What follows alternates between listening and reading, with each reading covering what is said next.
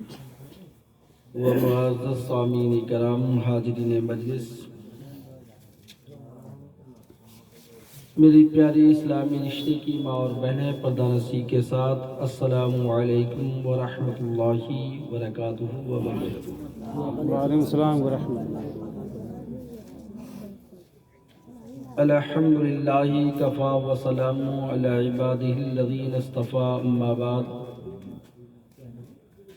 فاعوذ باللہ من الشیطان الرجیم ببرکۃ بسم اللہ الرحمن الرحیم۔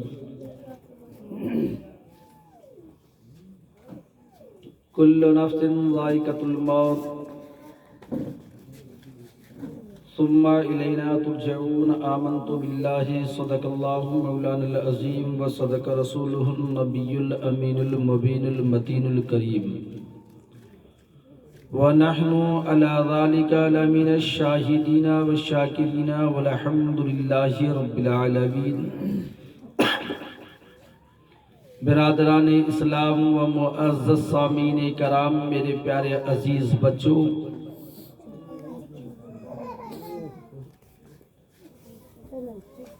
تقریباً ابھی آپ تمامی حضرات 2 گھنٹے سے متواتر بیٹھے ہوئے علماء کرام کی بہترین انداز میں آپ اپنے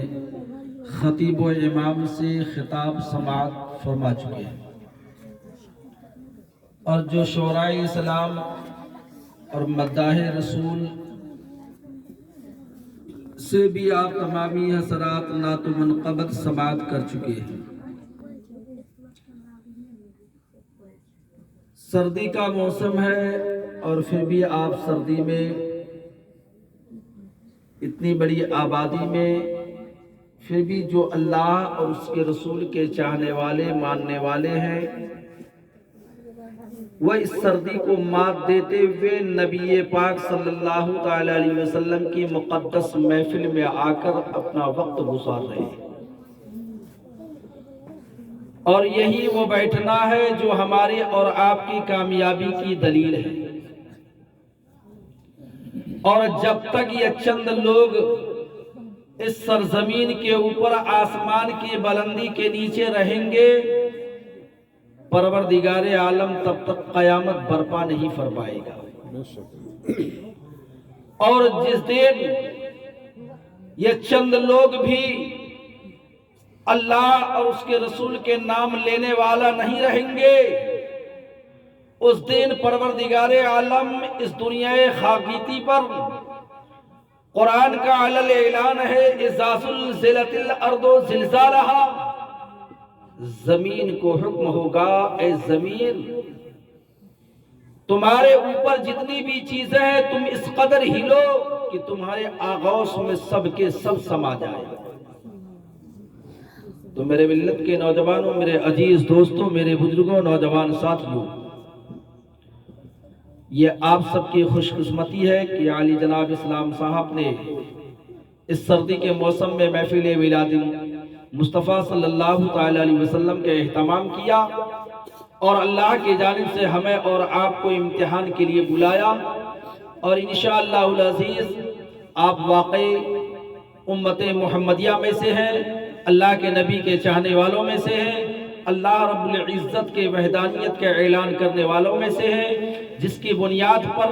اللہ اور اس کے رسول کے ذکر و اذکار سننے کے لیے آپ سردی کے موسم کو نہیں دیکھے، رات کی تاریکی کو نہیں دیکھے، بلکہ آپ نے یہ دیکھا میں اس نبی کی مقدس محفل میں جا رہا ہوں جس نبی کے صدقے میں اللہ نے ہمیں اور آپ کو زندگی عطا کیا ہے، اس نبی کی محفل میں بیٹھنے جا رہے ہیں جس نبی کے صدقے میں اللہ نے مجھے اور آپ کو اس دنیا خاکیتی پر محفوظ فرمایا ہے، اس نبی کی مقدس محفل میں بیٹھے ہو جس نبی کے صدقے میں اللہ نے ہمیں آل و اولاد سے نوازا ہے، اس نبی کی مقدس محفل میں بیٹھے ہو جس نبی کے صدقے میں اللہ نے ہمارے اور آپ کے جسم میں جسمانیت میں قوت عطا فرمائی ہے، زبان میں گویائی عطا فرمائی ہے، آنکھوں میں روشنی عطا کی، کان جیسے چمڑے میں سماعت کرنے کی تاثیر عطا فرمائی ہے۔ اس رب تبارک و تعالیٰ کے محبوب صلی اللہ تعالی علیہ وسلم کی مقدس محفل میں بیٹھ کر آپ اپنے امتحان میں کامیابی اور کامرانی چاہتے ہو تو ایسی سردی کو مات دیتے ہوئے، رات کی تاریکی کو مات دیتے ہوئے، بلکہ گرمی کو مات دیتے ہوئے، برسات اور جو ہے طوفان کو مات دیتے ہوئے اسلام کے پیروکاروں نے اسلام کو پھیلانے کے لیے یہ نہیں دیکھا ہے کہ کدھر سے آندھی چلی آ رہی ہے یا ہوا سرد بہ رہی ہے، بلکہ انہوں نے دیکھا ہے کہ مصطفیٰ جان رحمت صلی اللہ تعالی علیہ وسلم کا چاہنے والے ہیں، مریں گے تو بھی نبی کی فرمانے والی شان کے مطابق اللہ رب العزت مجھے جنت عطا فرمائے گا، اور اگر جی جائیں گے تو مصطفیٰ کے غلاموں کو دیکھ کر کے ایک غیر یہود و نصارہ بھی مسلمان ہو جائے گا۔ تو میرے ملت کے نوجوانوں، میرے عزیز دوستوں، میرے بزرگوں، نوجوان ساتھیوں، آپ لوگ ایسا نہیں سوچیں گے کہ میں دور دراز سے آیا ہوں اور کافی دیر میں آپ کو بیٹھاؤں گا، ایسا میرا کوئی معاملہ نہیں ہے۔ میں یہی کہوں گا کہ تھوڑا سنیے اور اس پر عمل کرنے کی کوشش کیجیے، اور عمل نہیں تو پوری رات ہم آپ کو جگا کے رکھیں گے۔ علی جناب اسلام صاحب اپنے دروازے پر، لوگ تو کہیں گے پوری رات میلاد کی، لیکن اس کا فریضہ کیا نکلا؟ یہ تو بڑا مشکل والی بات ہے۔ آج بڑے بڑے جلسے جلوس ہو رہے ہیں، میلادیں روزانہ ہمارے اور آپ کے علاقے میں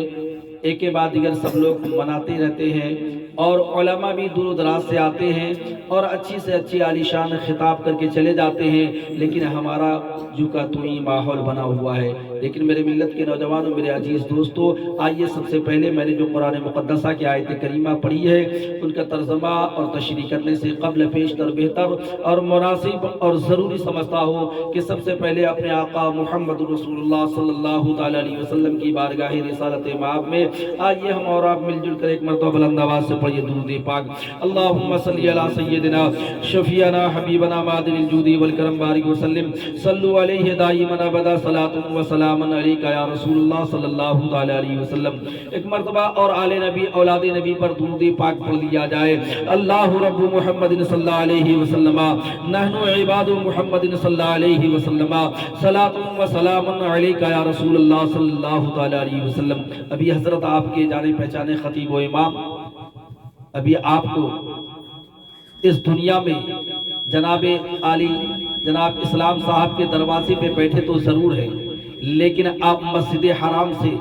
مسجد اقصی اور مسجد اقصی سے پہلے آسمان سے ساتویں آسمان، ساتویں آسمان کے بعد سدرۃ المنتہا، سدرۃ المنتہا کے بعد عرش آدم کی بلندی کو طے کرتے ہوئے یعنی لا مقام تک آپ کو پہنچایا، اور پھر لا مقام سے لے کر کے آپ کو اس سرزمین پہ لا کے چھوڑ دیا ہے۔ لیکن آئیے میں اب اس طرف کی شعر نہیں کرا رہا ہوں، اب میں دوسری طرف لے کے جا رہا ہوں۔ قرآن مقدسہ کی میں نے جو آیت کریمہ پڑھی ہے، اللہ رب العزت کا فرمانے علی شان ہے۔ اے مسلمانوں ذرا سوچو تو اپنے اندر غور و فکر کرو، اور رب تبارک و تعالیٰ نے قرآن مقدسہ کا اعلان کے ذریعے سے ہمیں اور آپ کو یہ پیغام دیا ہے کہ اللہ نے مجھے اگر پیدا کیا ہے تو ہمیشہ کے لیے اس دنیا میں رہنے کے لیے نہیں پیدا کیا ہے، بلکہ اس دنیا کے اندر ہمیں اور آپ کو زندگی گزارنے کا ایک وقت مقرر ہے، ایک متعین وقت ہے، ایک شب اور روز جو ہماری زندگی میں متعین ہے۔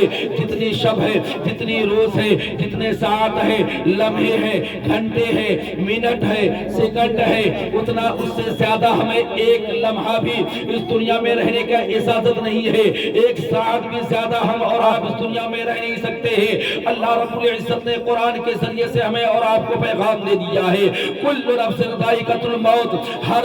ایک نفس کو موت کا مزہ چکھنا ہے، ثم الینا ترجعون۔ رب تبارک و تعالیٰ فرماتا ہے، اے بندو سنو، کل نفس ذائقۃ الموت، موت کا مزہ تو چکھنا ہی ہے، لیکن پھر واپس لوٹ کر تمہیں میری جانب آنا ہے۔ یعنی رب علی اعلان فرماتا ہے کہ تمہیں لوٹ کر، یعنی میں جدھر سے بھیج رہا ہوں لوٹ کر ادھر ہی آنا ہے۔ آنے سے مطلب یہ ہے کہ جب ہم اور آپ جائیں گے دنیا کو چھوڑ کر، دنیا کو خیر آباد کہہ کر کے، اپنے رشتہ داروں احباب کو چھوڑ کر کے، اپنے پڑوسی محلے والوں کو چھوڑ کر کے، جب दुनिया फानी से चले जाएंगे, मौत का मजा चीखेंगे, दुनिया फानी को छोड़कर अबदी की जानिब जाएंगे, तो परवरदिगार आलम हमसे और आपसे सवाल करेगा, हिसाब मांगेगा कि तुम्हें दुनिया में मैंने इतना देर भेजा था, इतने दिन जिंदगी अता की थी, इतना रात दिया था, इतने लम्हे दिए थे, इतने घंटे दिए थे, उन घंटों में, उन लम्हों में, उन सातों में, उन पलों में, उन रातों में, उन दिनों में तुमने क्या किया है मेरे लिए। उस वक्त यही आमाल होगा हमारा और आपका, जो अल्लाह की बारगाह में कहेगा कि परवरदिगार आलम मुझ पर नमाज़ें तूने फर्ज की थी, मैंने नमाज़ें पढ़ के आया हूँ, मैंने रमजान का रोजा रख के आया हूँ, मैंने तेरे नबी का मीलाद सुन के आया हूँ, मैंने हुस्न इखलास से अपनी जिंदगी गुजार करके आया हूँ। यानी कि जो लोग नेक अमल करके जाएंगे, अपनी नेक अमलों का तज़किरा करेंगे रब की बारगाह में, लेकिन जो लोग अपनी नर्म नाजुक बिस्तर पर, नर्म गद्दे पर और गर्म कंबल ओढ़ करके इस सर्दी के मौसम में नमाज को तर्क कर देता है, कुरान की तिलावत को तर्क कर देता है, महफिल मिलादे में जाने से कतराता है, और वही बंदा कहता है मैं आशिक रसूल हूँ, मैं नबी का कलमा पढ़ने वाला हूँ, मैं नबी पे जान फिदा करने वाला हूँ। अरे नबी का दीवाना ऐसा नहीं होता है, एक शमा जल रहा है, अगर परवाने को नजर आ जाए इससे टकरा करके अपनी जान निछावर तो कर सकता है, लेकिन शमा का साथ नहीं छोड़ेगा। ऐसा मोहब्बत होनी चाहिए रसूल पाक से, ऐसा इश्क होना चाहिए रसूल पाक से, लेकिन वो इश्क कहाँ है, वो मोहब्बत कहाँ है, वो उल्फत कहाँ है। आज देखने में आ रहा है, आज यानी कि 40 करोड़ मुसलमान की आबादी हिंदुस्तान के अंदर है सिर्फ है, लेकिन आज हमारा तकवा कहाँ है, हमारा परहेजगारी कहाँ है, हमारी नमाज़ें कहाँ है, हमारे रोज़े कहाँ है, हमारा इखलाक कहाँ है, हमारा हुस्न इखलाक कहाँ है। अगर आप इन चीजों का जायजा लेंगे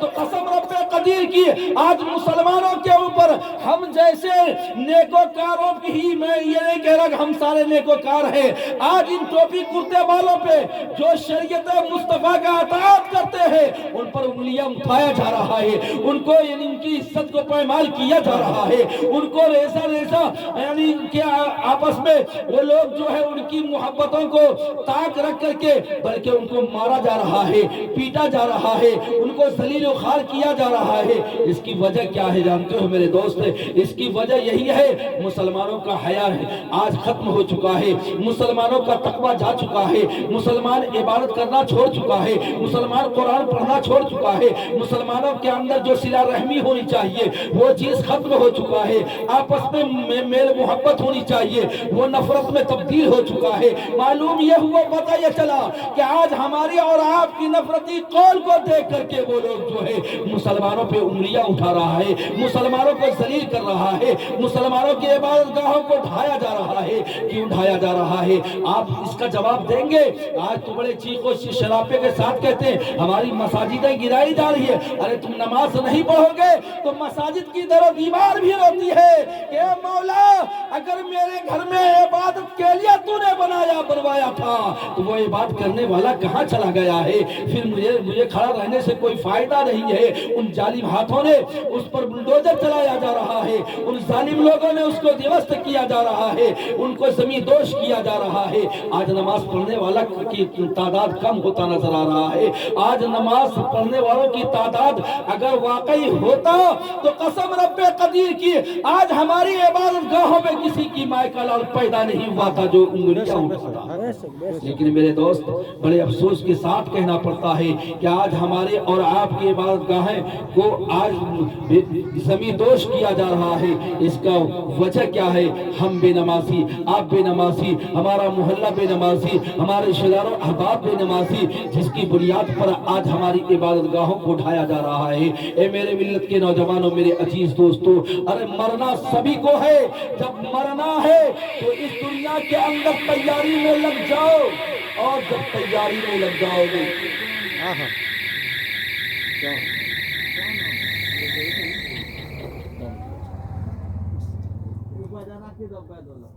आज हम और आप अपने उस तैयारी में लगना चाहिए जो इस दुनिया को छोड़कर जाने के बाद आज दुनिया में इंसानों का بہت سارے دوست ہوتے ہیں نا، ارے دوست ہوتے ہیں کہ نہیں ہوتے؟ ہر ایک انسان کا دوست ہے. کسی انسان نے مال سے دوستی کیا ہے، اولاد سے دوستی کیا ہے، رشتہ داروں احباب سے دوستی کیا ہے، ان کا انسانوں کا اعمال بھی ایک دوست ہے. لیکن آپ غور کیجئے تو ہم ایسے لوگوں سے دوستی کیا ہے، ایسی چیزوں سے دوستی کیا ہے. اگر مال سے بے انتہا محبت ہے، ان سے دوستی رکھتے ہو، ان کے لیے جان نچھاور کرتے ہو، اپنے بھائی کا خون کرنے کے لیے تیار ہو جاتے ہو، اپنے بھائی کے اندر نا اتفاقی مال کرا دیا کرتی ہے. لیکن وہی مال جو ہمارے اور آپ کو اس دنیا کو چھوڑنے کے فوراً بعد ہی اس کا وارث کوئی اور بن جاتا ہے، یعنی وہ میرے قبر تک بھی نہیں پہنچتا ہے. مرنے کے بعد ہی ابھی یعنی کہ چند دنوں کا ہی معاملہ ہے، اپنے ہی علاقے کی بات ہے کہ باپ انتقال ہوا، دو بھائی جنازے میں شریک ہوئے اور ان دونوں بھائیوں میں کسی زمین کی بھی بات لے کے قبرستان میں ہی باپ کا جنازہ رکھا ہوا تھا. دونوں میں کشتی ہو گیا، دونوں میں لڑائی مار کٹوبل شروع ہو گیا. یہ مال ہی تو ہے، لیکن جو قبر تک ہی نہیں پہنچا اور ہمارے اور آپ کے مال بٹوارے ہو گئے، ہمارے اور آپ کو مال کے تقسیم کرنے والے لگ گئے. لیکن میرے ملت کے نوجوانوں، میرے عزیز دوستوں، میرے بزرگوں، نوجوان سوچو کہ آج ہم ایسے مال سے دوستی کرتے نظر آ رہے ہیں. آج ان خیش و اقارب سے دوستی کرتے ہیں جن خیش و اقارب ہمیں اور آپ کو کندھے پہ لے جا کر قبر میں مدفون کر دیتے ہیں، اور چند قدم چلنے کے بعد ہی ہمیں ایسا لگتا ہے کہ وہ مجھے جانتے تک نہیں تھے، وہ مجھے پہچانتے تک نہیں تھے، کہ میں جب تک دنیا میں تھا وہ مجھے چاہتا تھا، اور دنیا سے آنے کے بعد ایسا ہو گیا کہ قبر میں اتارنے کے بعد وہ سارے کے سارے بھول گیا کہ کوئی تھا جو دنیا میں تھا، جس کے آگے پیچھے میں چلا کرتا تھا، جن کے پاس بیٹھا کرتا تھا، جن سے محبت بھری نگاہوں سے بات کیا کرتا تھا. آج دنیا سے چلا گیا، چند مٹی ڈال کر کے واپس آیا تو اب ان کے ذہن سے بھی بات نکل گئی کہ میرا وہ کوئی اور تھا، یعنی میرا رشتہ دار تھا، میرا بھائی تھا، یا میرا بڑا ابا تھا. یعنی یہ ساری چیز ذہن و فکر سے نکل جایا کرتا ہے. لیکن میرے ملت کے نوجوانوں، میرے عزیز دوستو، ذرا غور کرو، اس کے آگے بڑھو کہ یعنی اعمال ہی ایک ایسا دوست ہے جو قبر انور کے اندر بھی پہنچ جاتا ہے اور دنیا بھی ہمارے اور آپ کا ساتھ ہوتا ہے. اگر اعمال اچھا ہوگا، اعمال بہتر ہوگا. اعمال کیسے بہتر ہوگا؟ اعمال تبھی بہتر ہوگا جیسا کہ قرآن نے کہا، ان الصلاۃ تنہی عن الفحشاء والمنکر. نماز پڑھو، تم شراب پیتے ہو تو شراب تمہارا چھوٹ جائے گا. نماز پڑھو، جھوٹ بولتے ہو تو جھوٹ بولنا چھوٹ جائے گا. نماز پڑھو، اگر کسی کو تم بیسا ظلم کرتے ہو تو یہ ظلم تمہارے اندر خود بخود ختم ہو جائے گا. یعنی نماز پڑھو، تمام بے حیائی اور بری باتوں سے نمازیں روک دیتی ہے اور اللہ رب العزت کے قریب کر دیتی ہے. نماز ایک ایسی عبادت ہے اور عین عبادت ہے. تمام عبادتوں میں افضل العبادت نماز ہے. اگر نماز نہیں ہے تو کچھ بھی نہیں ہے. بے شک حق ہے. آج سنیوں کے اندر کیا رہ گیا؟ صرف یہی تو ہے کہ میلاد کراؤ، فاتحہ کراؤ، یہی تو ہے. آج میلاد سنی لوگ خوب کراتے ہیں، میلاد کراتے ہیں، فاتحہ کراتے ہیں. نماز کے لیے کہو گے نا، حضرت کیا بتائیں، بڑی بیوست ہے، فرصت نہیں ملتی. کیا بولتے ہیں؟ فرصت نہیں ملتی. اللہ صبر، نماز کے لیے فرصت نہیں. ذرا سوچو اپنے اندر، جھانکو اپنے دل کے اتھا گہرائیوں میں اور ڈھونڈو کہ آج نماز کے لیے ہمارے پاس وقت نہیں ہے. کل ہماری آنکھیں بند ہو جائے گی، ساری چیز دنیا کی دنیا ہی میں دھری رہ جائے گی. ساری دولتیں، ساری زمین و جائیداد، رشتہ دار و احباب سب زمین کے اوپر رہیں گے، لیکن آپ زمین کے اندر چلے جائیں گے. وہاں کون کام آئے گا؟ اللہ الصمد. حدیث پاک میں آیا ہے، جو بندہ ایک دین کا ہی نہیں بلکہ ایک وقت کا نماز جان بوجھ کر کے ترک کر دیتا، چھوڑ دیتا ہے، اللہ الصمد، ان کے قبر میں جانتے ہو میرے دوست قبر کی پہلی رات کو یاد کرو، قبر کی پہلی منزل کو یاد کرو، تو معلوم یہ ہوگا، پتہ یہ چلے گا وہ قبر کی اندھیری کوٹھری کیسی ہوگی، جب دین کے اجالے میں بھی قبر کے اندر رات کی تاریخی محسوس ہوتی ہے، اور رات کی وہ پہلی رات کیسی ہوگی قبر کا، وہ کتنا بھیانک ہوگا، جو چاروں طرف مٹی ہوگا، اوپر بھی مٹی نیچے بھی مٹی، دائیں بھی مٹی بائیں بھی مٹی، آگے بھی مٹی پیچھے بھی مٹی، مٹی کا اور اتنا کم جگہ ہوگا کہ کروٹ بدلنا بھی مشکل ہوگا، کروٹ بھی پھیرنا مشکل ہوگا، وہ اتنا کم وہ جگہ میں اس وقت رات کیسے گزرے گی ہماری، اور فرشتوں کا اس وقت سوال و جواب کا بھی معاملہ ہوگا، اور اگر جو شخص نماز چھوڑا ہوگا جان بوجھ کر کے ایک وقت کا نماز چھوڑا ہوگا، اللہ اس سمت اس کے قبر میں حدیث پاک میں آیا ہے 99 اژدہا کو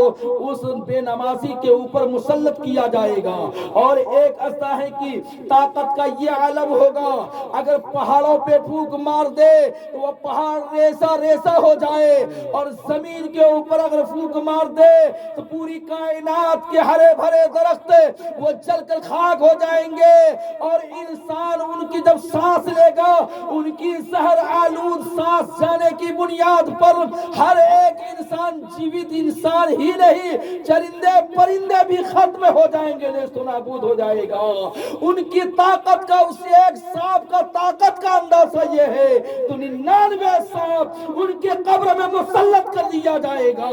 اللہ اس وقت جانتے ہو میرے دوست، اس سانپ سے تم کیسے بچو گے؟ اتنی چھوٹی سی جگہ میں آپ کہاں بھاگو گے؟ نہ آگے راستہ ہے نہ پیچھے راستہ ہے، نہ دائیں ہے نہ بائیں ہے، نہ اوپر ہے نہ نیچے ہے، وہ سانپ ہمارے اور آپ کے قریب بڑھے گا، اور ہم آپ خوف و دہشت سے لرزہ برنامہ ہوں گے، جب چیخو گے تو ہماری آواز باہر بھی نہیں آئے گی، چلاؤ گے لیکن آواز کوئی سننے والا نہیں ہوگا، اگر سننے والا ہوگا تو مصطفیٰ کی عادات کر لو، قسم رب قدیر کی، مصطفیٰ بچانے کے لیے قبر انور میں موجود ہے۔ میرے دوست